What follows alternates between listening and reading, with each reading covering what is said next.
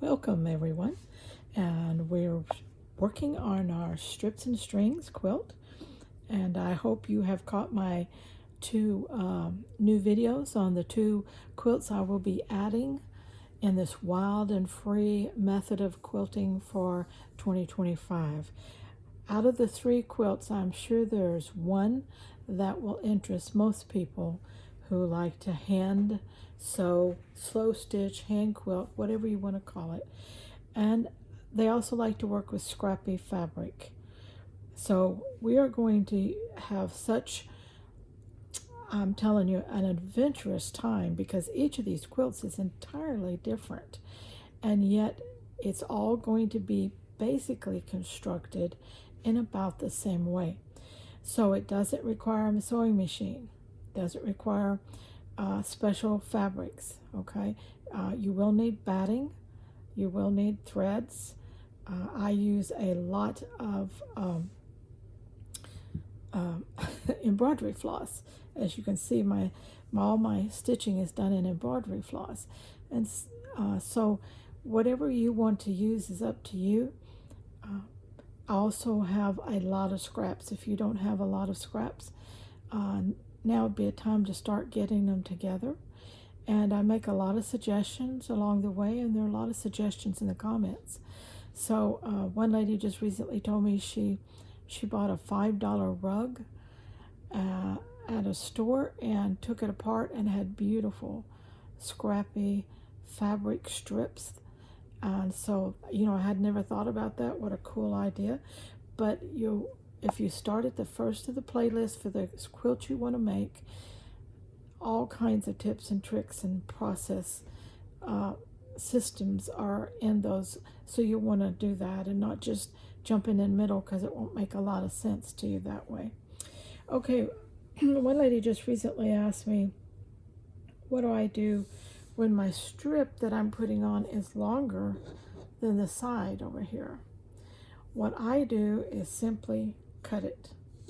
I cut it even so that I have a nice, proportional the way it's supposed to be. Now this piece I will simply add to the quilt. I have another little piece that I've cut here, and I'm thinking I'm going to put these two together and then add them as a little section all on their own. Okay, so I will show you that when I get to that point that I want to do that. Right now I just added this top piece here. Let's see, nope, I added that one, and then I added this one down here. Let me get to where I'm at, and then I can tell, because I'm right at the end here, stitching the sashing that's going down over this piece here. Okay, you can see how the different pieces are laced together on the back. Sometimes if I have a gap, in order to keep my quilt proportional, and I have to sometimes work with a little gap, and so I always put something on the back to strengthen that. Between the back and the front and the lacing, this is a strong quilt. This quilt's not coming apart, so don't worry about that. As you can see, right here I just used another little piece of batting because this was kind of wide, about a 1/4 inch, so I just really sewed it in. You'll never know that that's like that. Okay, but that's how you measure your quilt, you keep adjusting your quilt, and if you have a strip that goes down that needs to widen out on one side, then that's good. If you need to close it in, then simply adjust it and then trim a little off the edge of the strip you're putting in. Most of the time I have to widen, not trim. I have had to trim twice, I think, just a sliver to get something to line up and to proportionalize out and measure out right. You will be adjusting all throughout the quilt, and that's okay. That's part of the process. That's what we want to do. that's what makes us able to work this quilt in small sections so that we can hand sew it easily. And like I said, I devised this method because I have arthritis in my hands, and there are times that it's really painful for me to work anything bigger than a small piece. Like these strips are 3.5 inches wide for whatever length that I'm working with. And the length doesn't matter because I just attach them to get what I want. And so right now I am just about at the end of my batting scraps. So I will be just cutting then 3.5 inch strips out of my new roll of batting that I have. But if you have batting scraps, this is a wonderful way to utilize them. Okay. Okay, let's go back here and see what I'm doing over here. Now, right now, I'm coming down. You can see where I have finished. Let me bring you down. You can see where I have finished this part, this section up to here. And now I've been working down the right side of this sashing piece. I did stop and do that whole piece there. And I will be doing these pieces right here. So let me get some trusty thread out of my little thing here. It doesn't matter what color. This is a Scrappy quilt. Everything is colorful. Okay. Oh, that's my paper scissors I grabbed there. Really dull when it comes to fabrics. Okay. Not sure what I did. There they are. My good scissors. All right. Let's get to... I will be working on the quilts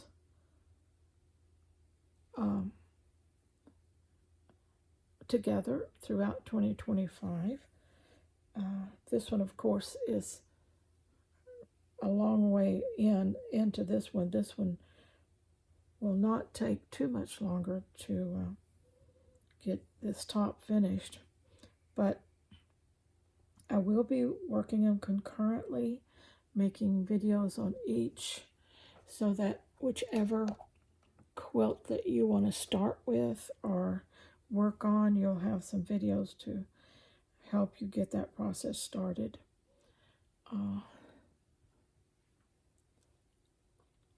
Let me know in the comments what quilt you intend to start with or do, or if you're going to do them all, or how you're going to do them and what sequence.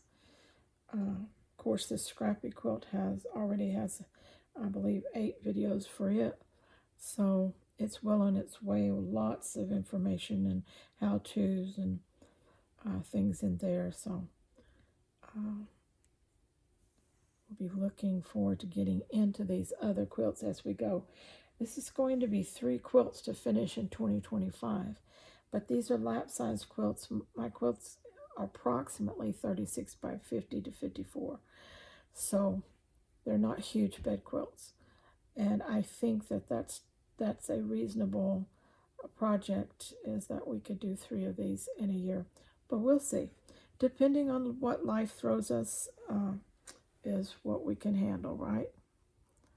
Okay.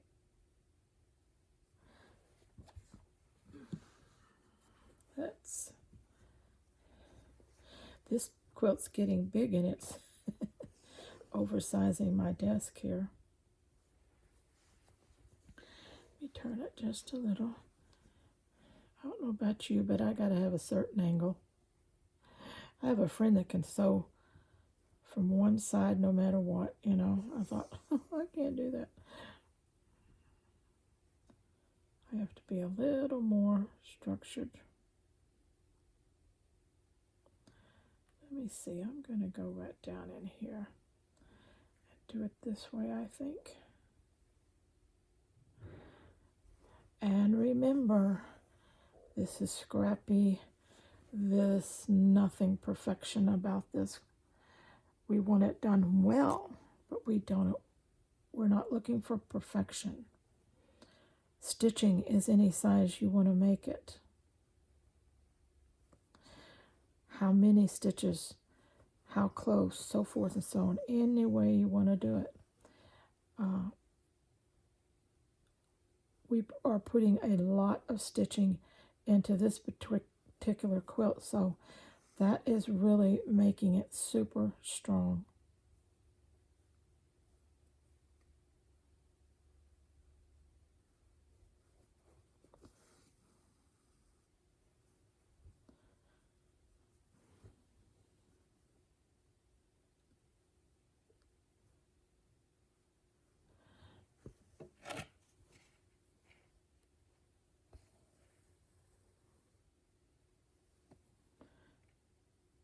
And in fact, for a scrappy quilt like this, the more you change up your stitches, the more primitive you get at times. To me, the more charm this quilt is going to have. It's going to look like it's old and well loved, and it's just going to look wonderful. It's going to have so much personality. When it comes to scrappy quilts, I like a large variety of scraps. I don't have to have a lot of anything, but I need a lot of variety in order to keep it very colorful and very scrappy, and especially for this one, working it so that there's no particular pattern. It's just very scrappy. It's even hard to tell when you finish sections where the sashing is, because we are keeping it very scrappy.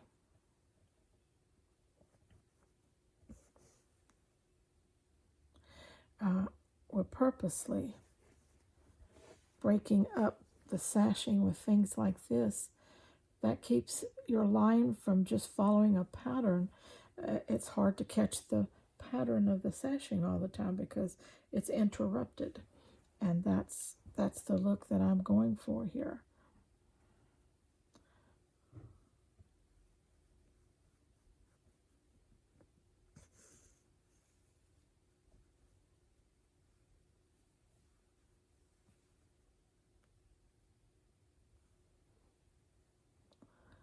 I'm going to go up and catch this one on this side.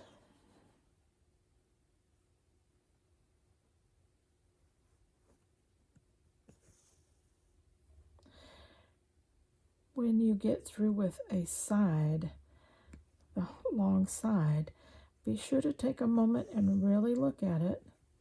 And if you have any areas that are just too linear or too much of one fabric showing and you haven't broken it up enough, take the time to layer another scrap on top.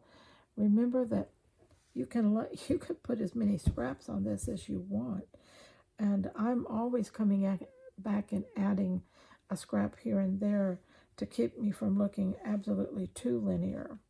Every once in a while, I don't mind a set stripe pattern or like this one, but I don't, you see, I've even broken that up here. I don't want that to be the look of everything, okay? So make sure to take the time to do that and understand that you can add scraps to the top even after you've finished a piece of that piece. It doesn't matter. And they can be big scraps, little scraps, just whatever you want. Most of mine aren't too big, as you can tell. And your contrasting colorful threads also help break up pattern. So that helps too.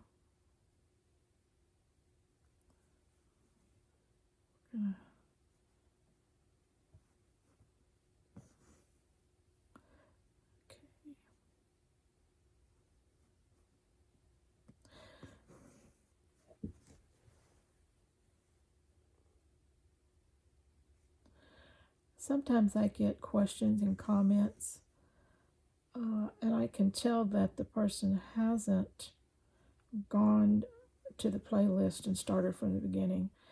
They're asking questions that I have covered in previous videos, and I really appreciate when you go to the beginning and watch it there, because I cannot cover everything in every video. So I try to progressively cover technique, tips, tricks, fixes, so forth and so on as I go along in the series. It's very important then that if you want to make the quilt, that you start at the beginning and you follow the process videos through the video quilting process. A lot of the questions you have, if you jump in 6-7 videos later, obviously you're going to have a lot of questions, and but I can't answer those, and I can't take the time to answer those in every comment either. So please make a practice, if you're going to make one of these ongoing quilt projects, that you start at the beginning of the playlist.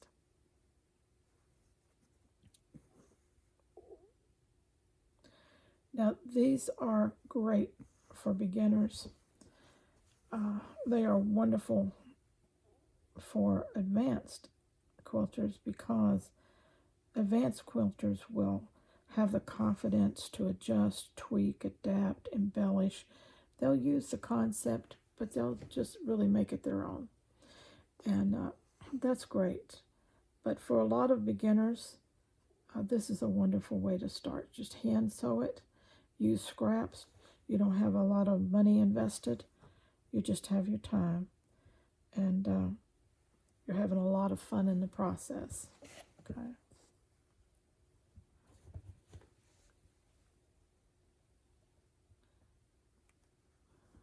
I love the feel of this quilt already. You know, some quilts just feel wonderful. They just give you that fuzzy feeling, and this is one of them. Now, I've done traditional quilting and art quilting in the past, and occasionally I get that out of a traditional quilt, but not very often. And art quilting is altogether a different a different thing, and but this scrappy quilting is just, oh, it's just near to my heart. I look at this and I think all of this would have been in the garbage. Look at that. All of that would have been in the garbage. Now, it's going to keep my husband warm and cozy when I get it finished. If you hadn't caught that in my earlier videos, I'm making this quilt for him. He's 82 and he naps every day, and he has to have something over him because he gets chilled when he's still like that. And so I just wanted to make him a lap quilt that's not too big,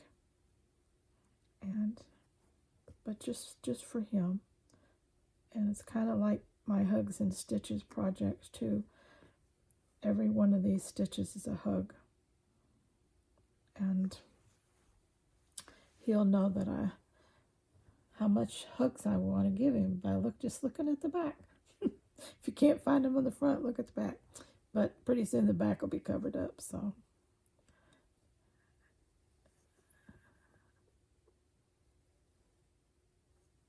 I made 12 different Hugs and Stitches items in this year, and I have gifted most of them. I have a couple left to work with, and I will be doing some more Hugs and Stitches throughout the next year too. So if you don't know what that is, there's a whole playlist on that also. Okay, we're gonna have to thread up again. You see this little piece of brown fabric that's all frayed and kind of already bent over, I'm not going to straighten that out. I like that texture. I'm just going to sew it down. Okay. A lot of my fabrics are torn, and because a lot of them are coming out of old garments and things like that. And plus, I like torn edges. It just gives some interest. And every once in a while, you might see a little piece of lace in here like that. Not much, just a piece here and there.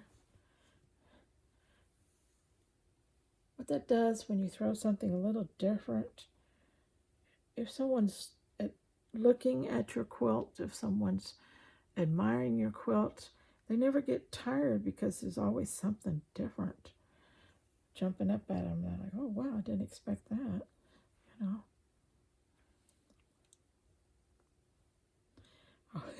I wish I'd counted all the pieces of scraps I'd used. I could take a square, count that, and then estimate, but I'm telling you, there's a lot. But they're small. They're not very big scraps. They're all pretty small in the strings and strips. And if I had a bigger piece of fabric, I tore it down anyway to make strings and strips. So there are just a few pieces that were bigger that I collaged in, but when I say bigger, I don't mean big. I just mean bigger than a string and strip. Okay, let's go down this little brown one here. I'll catch him on the corners.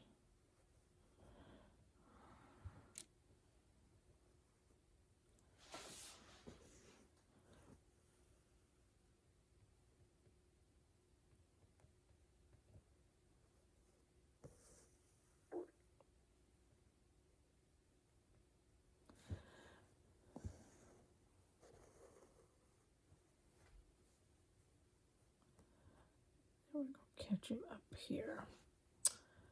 Come around.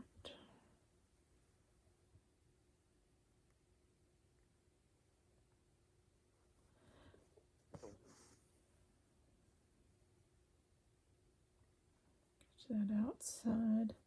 Get it anchored down a little so it won't move around while I'm doing the brown part. Okay, that ought to hold him in there. Let's straighten him up just a little. All right. There will be some fraying because of the raw edges, but because there is so much stitching, nothing's going to fray out on you. Believe me, I've done this before, and the fraying actually adds to the beauty of the quilt, but it doesn't weaken it. Let me show you a good example here. You see this fraying over here? It's not going to fray past this stitching line, but isn't that pretty? Doesn't that add an element to it? Just that nice frayed little piece there. And some of these pieces that aren't frayed will fray out more. Like this one will definitely fray some more. Okay. But because of also the overcast stitching, it cannot fray in long, that I'm doing on this right here, it cannot fray in long pieces. If I want something to fray out, I do a running stitch close like that. And if I just really want to control fraying more, I do overcast. I also do overcast because it's a very strong stitch overall, and I like that too. When you're working with hundreds of little tiny pieces of fabric, sewing strong is important. Okay.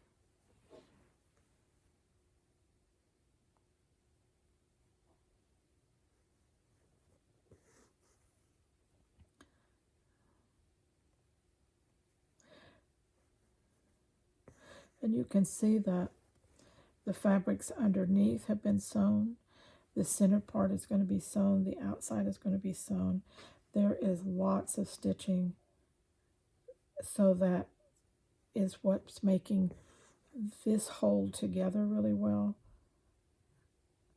and will stand up over time. I would not be afraid to wash this quilt. When I say wash this quilt, I'm talking about a gentle hand washing and then laid flat to dry. At all, it will not come apart.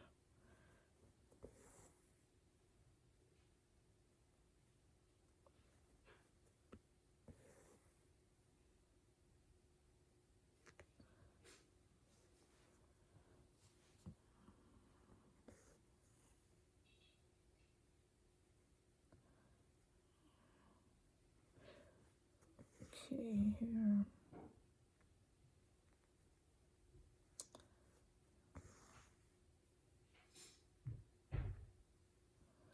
Let's see what I want to do here.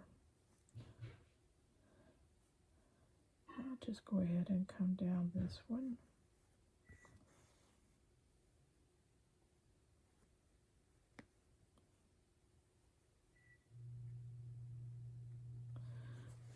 Turn it so I can get to it better.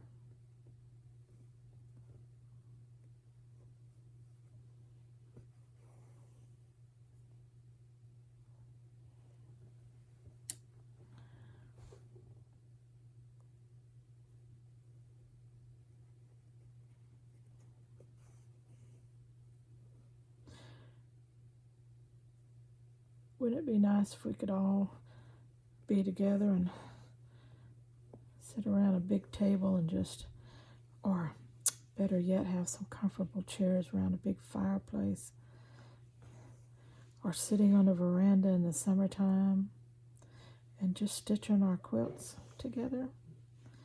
But since we can't do that, very grateful to YouTube to give me a platform to share my love of stitching in all its forms, and to share it with you, and to pass on the things that I've learned. And I have always been a person that I didn't like to stay with traditional things. I like to be more artsy with what I did. So I started with traditional quiltings, squares, strips, triangles, all that, fitted patterns. And once I learned the basics, then I started out on my own doing art quilts. I did art quilts for several years and sold some of those even. And enjoyed it, just really enjoyed it. The last few years I've gotten to be more attuned to, not wasting the fabrics that we have. And so working with scraps more.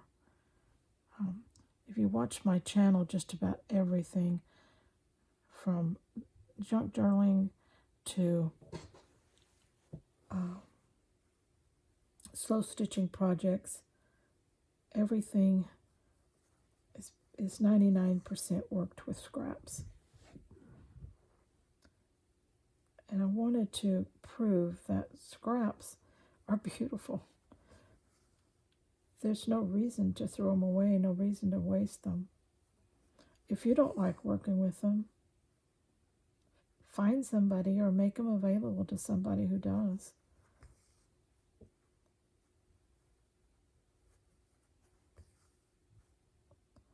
Sometimes I've even had people say, when I realized I could work with scraps, then I realized I could do stitching because I didn't have the money to buy fabric. I couldn't purchase fabric for a project.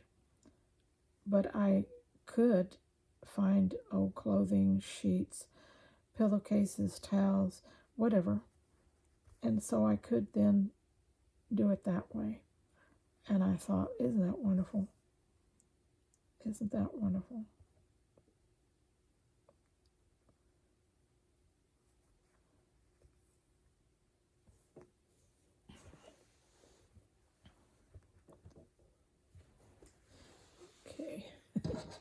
turn this quilt every which way but loose here.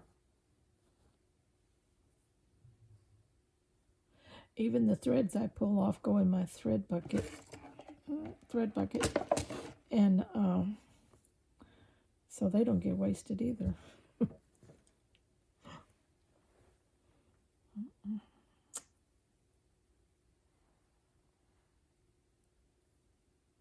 See if I get my, I always go a little bit too long where I end up pulling my needle out of my thread. A lot of times when I've got a piece that I've strung across there pretty long, I like to come and catch it if I've got enough thread with what I'm tying off somewhere else.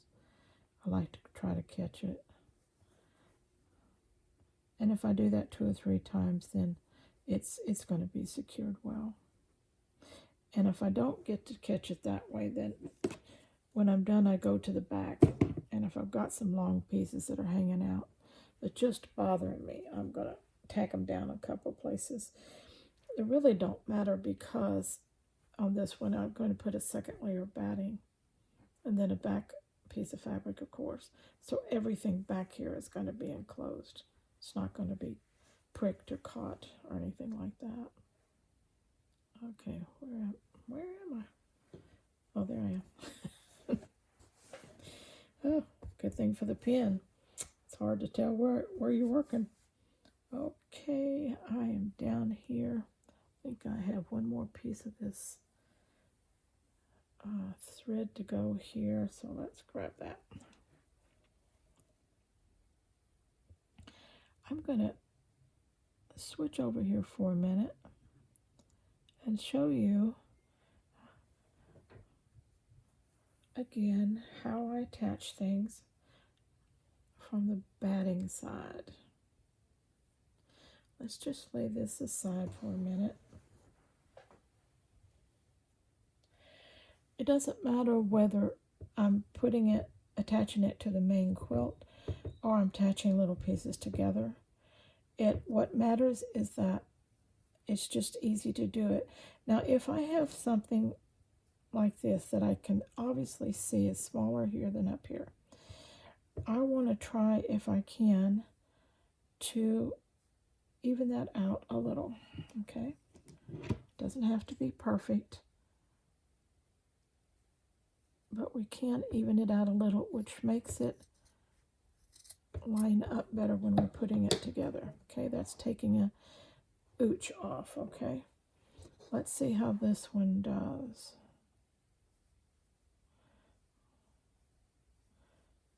Okay, this one has a little bit. Which side is it? It's this side.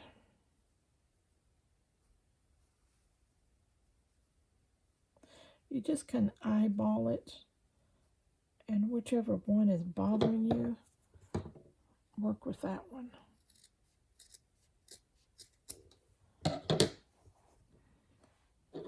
Okay, and again, like I said, it doesn't have to be perfect because we have wiggle room when we're putting these together, okay? But we can even them up like that. And then when we want to put them together, they butt up better, okay? So then you determine, okay, how do I want to do this? How does it look best? Which side goes where? You know, just play with it till you get it like you want it. And for me, I don't really care because the whole thing is going together scrappy anyway, okay? But if this was the main quilt, let's say, and I wanted to attach a piece to it, okay? You've seen me do this in several videos in the beginning. I use this skewer because it helps me keep the needle up away from the batting, because when I'm doing flat like this on the table, that needle wants to go over and hang up in this batting over here because it's flat, okay? Now, this is not exact. ooch, ooch. Okay, so the best thing to do is just split the difference here. Okay, like that.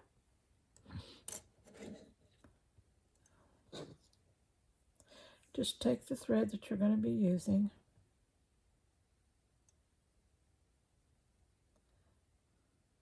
start at the top edge,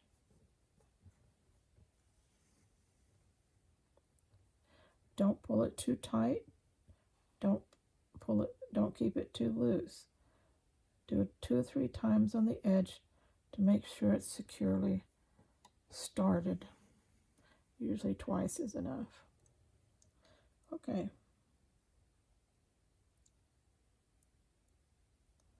All right. So I'm going to come down just a little.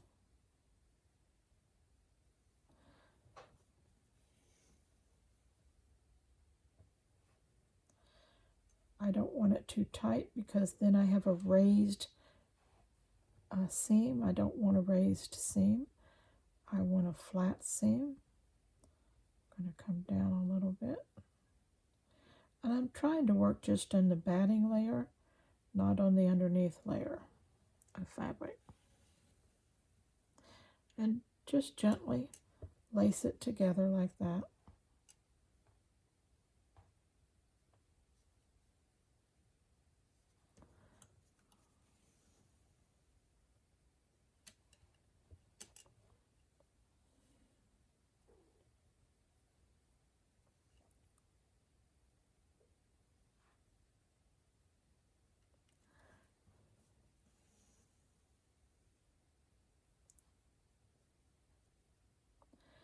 The other thing that helps make this quilt strong is that the pieces that we are lacing together are rather small. They're the widest they are 3.5, and then the length doesn't really matter that much. But they're small, and so that helps to keep it from being if they were too big and too wide, they would tend to pull and stretch, but this is just pretty reasonable sizes. You can do bigger than this, but we're going to do in our next quilt, we're going to do 6 by 6 squares. So that's twice the size of this 3.5. Okay. But it's going to be fine too.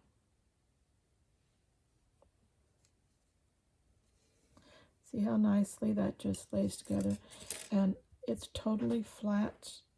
It looks nice. It's nice. It's not nubby. It's well done. Okay, so just put them like that. Put your pieces together. Don't get in a hurry. Get your little skewer or something that helps keep that needle where you can catch it easy on the other side. I don't know about you, but when I'm working flat, my needle always wants to catch in the fabric over here, and then I can't get it. Plus, if my fingers, with arthritis, my fingers stay a little bit swollen, and I'm not as dexterous as some others.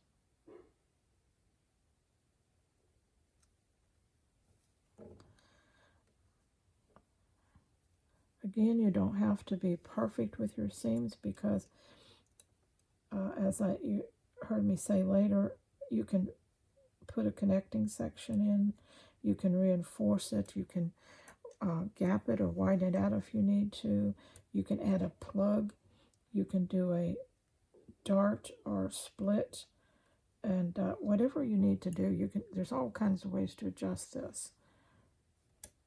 And so don't be afraid because of that to say, well, what if this happens or that happens? I guarantee you, as you work this quilt, the bigger and bigger it gets, each time you measure it out, it'll be a little off because we're not working with anything exact. So that's where you make your little adjustments on every side you work on. If you need to adjust. It's just part of the process. It's not a mistake. It's part of the process. Okay, those two are now a section. Okay, so let's say right now we're going down a long section, so we will start on a short one, and I believe we'll start up here. Let's say we're going to attach now this to our quilt.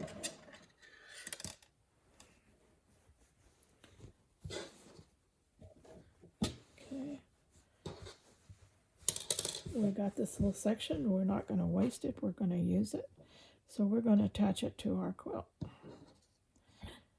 Just like we would do a bigger one if we had it. So we find our corner. To what we're going to do. Let's see which corner. Which way do we want this to look? Do we have a particular here? Want it to look like that. Or like that.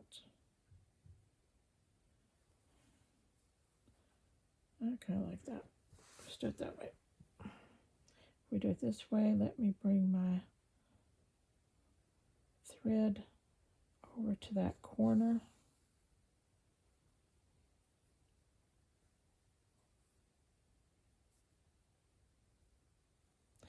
So I can work with it easier. Yep. Okay. So now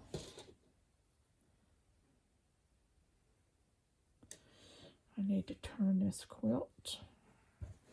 To fold it up, turn it. Squinch it up here. Okay. Now there we go.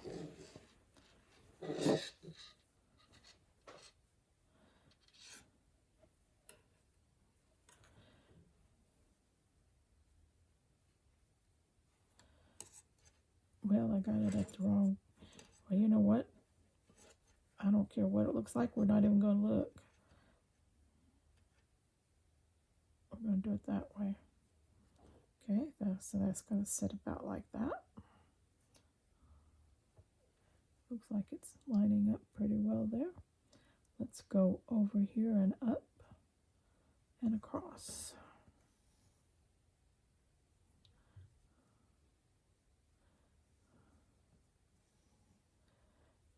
We'll take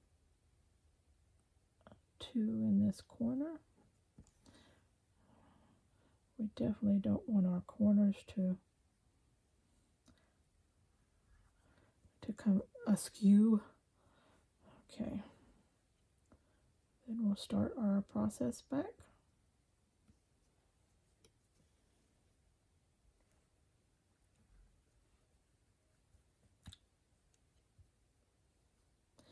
Again, not too tight, but not too loose either, because if they're too loose, the seam will open up when you're working on it. So pull it snug, but not where you have a raised seam. You run your finger over that, you want to, you can tell there's stitching there, but you don't want a raised seam.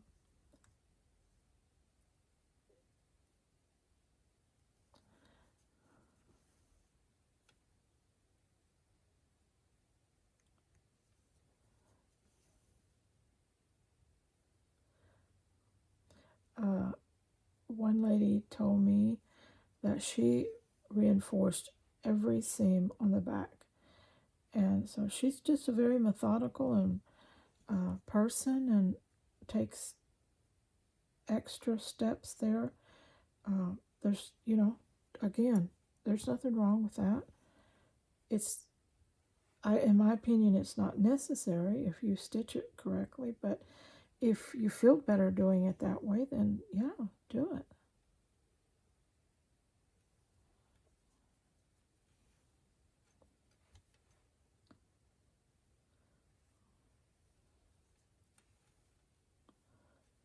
Okay.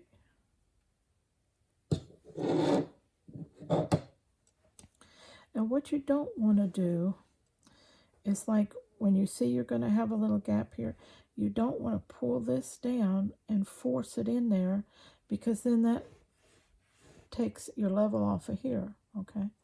You want these pieces to lay like they're going to lay.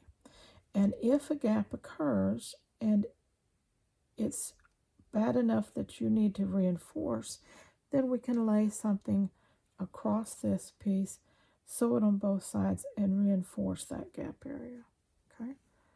That's what this piece here is doing, okay? So when you get to that area, don't pull it up as tight as the rest. Let the gap be.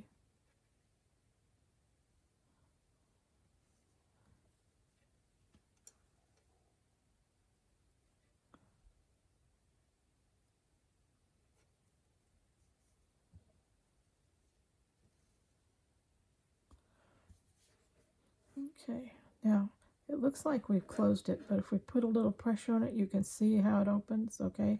This doesn't, but this does.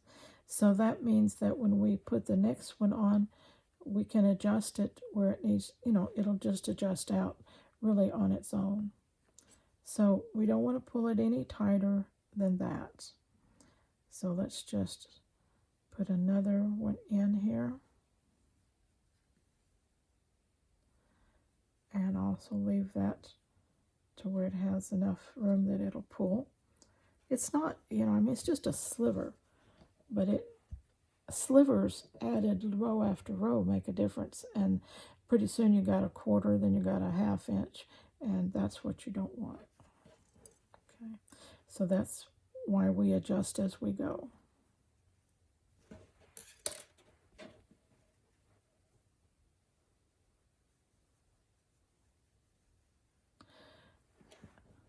And I usually just run, if I've got enough thread, just run it back down through there.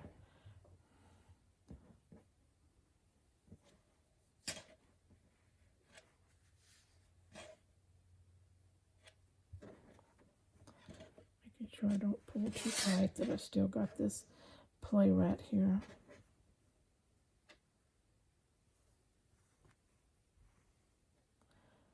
Give my thread, okay.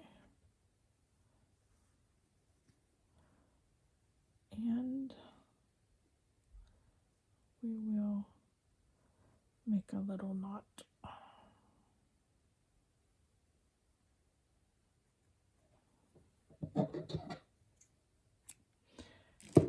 Okay. Now that is starting the next row. This is the beginning of the next row across the top. And so our next section that we put on, we'll be attaching it right along here. Lacing it here and lacing it here and going down. But if you need to cut something off the end, just cut it. Save your cuts, put them together like we just did, and add them to it. You don't want all your sections the same. I don't anyway, because that again sets up a pattern where all your intersections are exactly the same, and after a while, if it gets big enough, you can see that, and I don't want that, so all my sections are purposely different in length. Okay, where was I at? Back over here is where I was working. Okay, I just wanted to do that because it's been a while since I showed that, and so kind of give you a refresher there. All right, I'm going to finish this off, and then my next video I will be creating some more of these strips, and I'll do that with you, and we'll collage some of those together. Until next time, let's keep going on this quilt.